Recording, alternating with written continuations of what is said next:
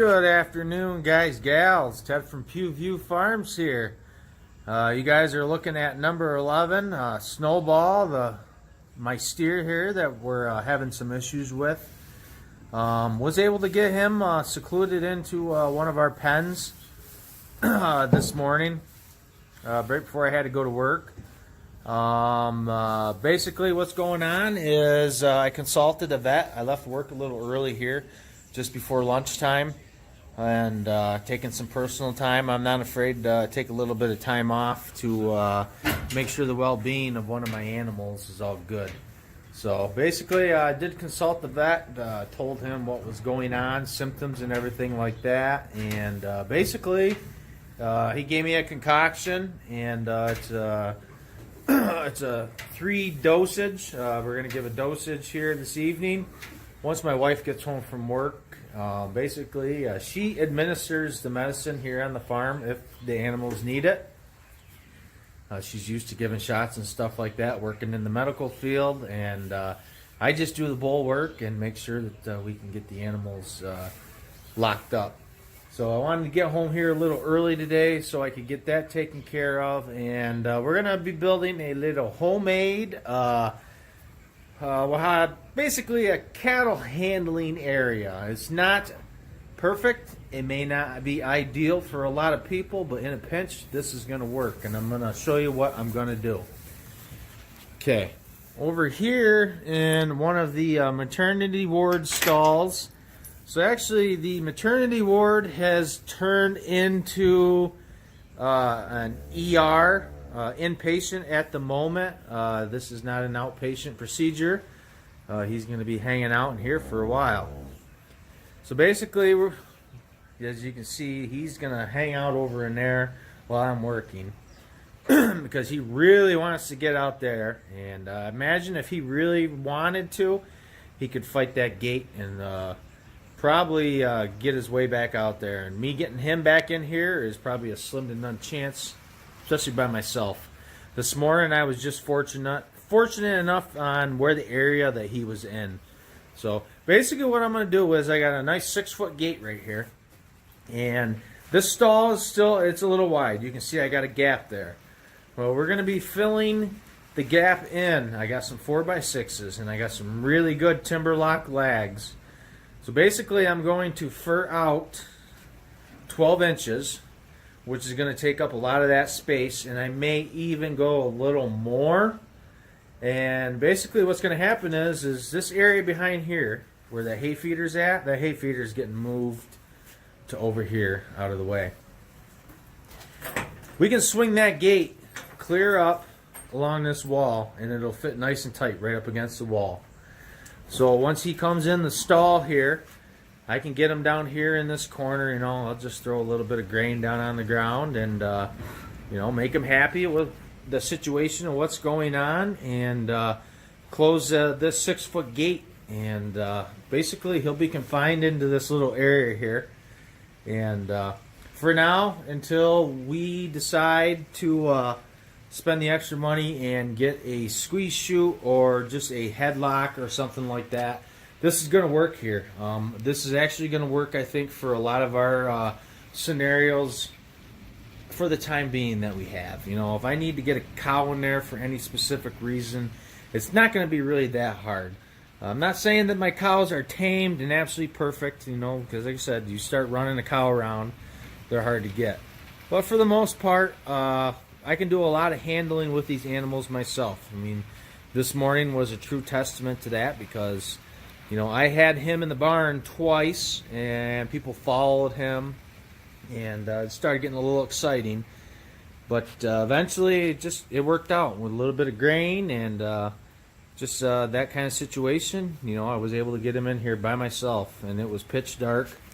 And, you know, I had to keep a close eye out on Big Bull because he was not liking the situation of what was going on. So, well, basically, that's that. So we do have some medicine. The vet said that this will definitely help or take care of the situation. Like I said, a very, very close friend / vet, and if I have any problems, I always consult him. And like I said, you know, if he needed to be here, I know he would. But he just was good enough to give us some medicine to administer and stuff like that. So plus I didn't have to buy a full dosage of something that may go to waste in the future. So we're all pretty good. But Snowball's wheezing is not really as bad this morning. You can still hear he's a little hoarse in the breath, but the good thing is, like the vet said, but he's eating. I just watched him take a dump, and basically, all that's looking really good. He's drinking water, he's eating plenty of hay. I gave him a little extra grain, more than what anybody else would be getting this morning. And so we're going to get him going and get him back on 100% being okay. Because like I said, every animal here, and I've told you guys this many, many a times, deserves a fair chance. And, whatever we can do within our means, we are going to do. I know some people, I got, some people that have mentioned, these animals walking around in the mud and stuff like that. As you can see where these guys are standing, they pretty much lay here at night. And this is that wood chipped area that I put in. And this actually stays pretty dry, except for the very, very edge there where the roof line meets the ground. But other than that, this is a really dry area. So they do have dry areas to sleep in. The wet areas, I apologize. I'm doing my best. We've had a lot of rain. I bet you today we've already had at least 1.5 inches of rain, if not more. It's just an ongoing thing. Nothing is drying out. It's still earlier in the year, and we are very, very saturated here. So, yes, the animals are in a wetter condition. They're not on concrete floors. They're not on high ground. Where we're at right now, there's, the highest part of the ground right here is up by the barnyard. Everything, the water flows everywhere else. But we're doing our best, and we're going to get this guy treated. So just wanted to give you guys a quick heads up. Basically what I'll do is once I finish this contraption that I'm going to build, kind of excited. It's a shame that it took a incident with one of my animals to get this going. But I've needed something here to at least get an animal into a close, tight quarter.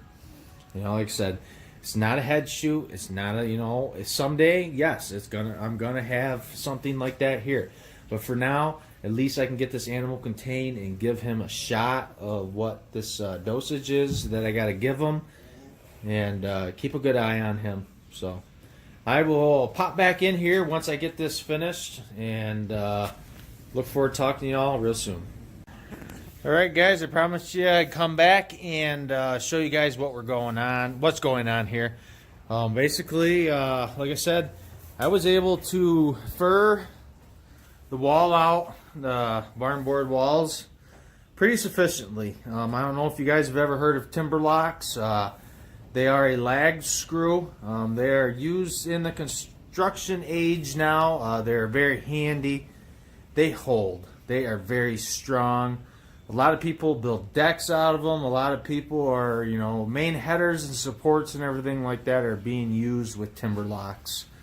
They're they're easy to maintain. They come out very easily also. So basically we timber locked everything in. I was able to fur this out. I got this nice 6-foot gate given here, and now we got trip. So now basically when we get him down in that area, like I said, basically just put a little bit of grain there, wait till he starts eating the grain or whatever, and just walk in kind of here behind and close that up. A little bit of a gap here. I want this as tight as possible.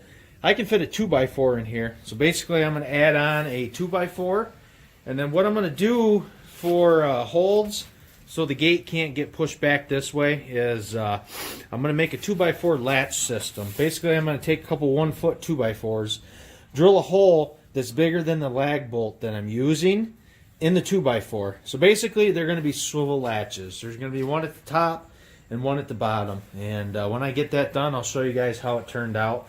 But there's plenty of space in here to get an animal in here. Like I said, this is something that we've never had. I've been wanting to do this, and it's a shame that, you know, something like this had to happen for me to get off my ass and do something like this. But for the time being, this is going to work really, really well. Like I said, I'm real happy the way that this turned out. And once I get those latches on there, I will show you guys how it turned out. But we are getting ready to doctor this guy up. So, all right, guys, I look forward to talking to you here real soon. All right, guys, gals, we are finished with the holding facility for doctoring an animal. This venue is definitely going to be called the in and outpatient ward. Thank you for the maternity ward for donating some space. Greatly appreciated. This can still be used as a maternity stall, but we do have 3 stalls. I do have that stall there, this stall over here, this middle, and this middle if need be when we do start having calves, if I can ever figure out exactly when I put the bowl in. I know a lot of people have been wondering when we did put the bowl in and why I'm not having calves yet. But we're showing good signs, all in good time. So there will be calves here this year for sure on Pewview Farms. But basically, this is the finished setup. I know the lighting kind of sucks, but as you guys can see right here, and I'm just going to try to just demonstrate. Basically, like I said, all I did was drill a 1/8-inch hole bigger than that lag bolt, and this swivels. There's delayed reaction. Wow. Yep, this swivels. So that, once that gate's closed, will lock down. I put 3 of them in, and I tried to put the braces up against the supports of the gate. And what there was a little bit of play in the gate. So what I did was I took a 2x8 and lagged that in on the back side. So when we close them in, that gate will stop right there. Well, it ended up being really perfect that I had enough space to put that 2x4 down in. I wedged it. It fits really nice. I had to notch it for around that bottom kick plate that's on the gate. And basically, once I get them closed in, I can throw those latches down really quick, slide that 2x4 in like that, and voila, guys, it won't move. It's sturdier than hell. And that, it really is a really good size now that I'm looking at it. I don't think an animal his size can get turned around in there. And I know I should be able to definitely fit a mother cow in there if we need to be doing something with one of them. So basically, we are all set for the inpatient, outpatient. It's kind of just a little joke here, you know. But who knows? It could be a psych ward. Who knows? Never knows what kind of cows you got on this farm. No psychos yet, but it could happen. So one day maybe we will have a psych ward here. But as of now, it's just an inpatient, outpatient ward and a maternity ward here in the barn and a nursery. We, of course, you guys have not said hello to Dee and Nitro in a while. They're not used to me being home this early, so they're not really bugging me much. They're not asking for anything. They're kind of just chilling like villains and laying down. But these guys are getting really big. They're doing really, really well. And the boys are still really fancy in them, so I'm real happy with the way that's turning out. So now just patiently wait for my wife to get home, and like I said, we'll get Snowball in here and trickery him into the new holding facility, and we will give him a shot of the concoction that the vet made up for us. But like I said again, this is been reinforced. I went through and I re-screwed all these barn boards on the outside with some really good deck screws and just really reinforced this whole thing, so it'll take a little bit of a beating. I know a cow can damage this stuff. I've seen what they do over time, especially here when I build stuff out of wood. But again, remember, this is temporary. This is going to work really well for what we need in a pinch. So I'm real happy with the way it turned out. I tell you what, guys, you know, if you're in the same boat that I am, This took me a total of an hour and 10 minutes. And most of that time was just running around, grabbing lumber, laying over here, laying over there, going back to the garage, getting screws. The actual labor involved in this was so minimal, and it worked out perfect, really. So, I mean, in a pinch, this is really simple, like I said. Hang the gate, get it within, I think that's 28, maybe 30 inches wide. Depth, I should say. The width is, we're looking at close to 8 foot, not quite. But like I said, use your imagination and make a couple little hooks, door latches, and that always works good. So there's 3 of them there for some really good support. The only better thing that I probably wish I would have had, if I had carriage bolts to go all the way through, I wouldn't have to worry about those lags being pushed out if the gate was to be pushed. I can get some carriage bolts and run carriage bolts through there, and that'll also do the same thing, and they will never come off. So that, again, guys, is the finished product. I just wanted you guys to see. I know the lighting really sucks in here. Piss poor quality footage, but we are getting ready to doctor him up, so we're getting him taken care of. With that being said, guys, happy Friday. I look forward to talking to y'all real soon.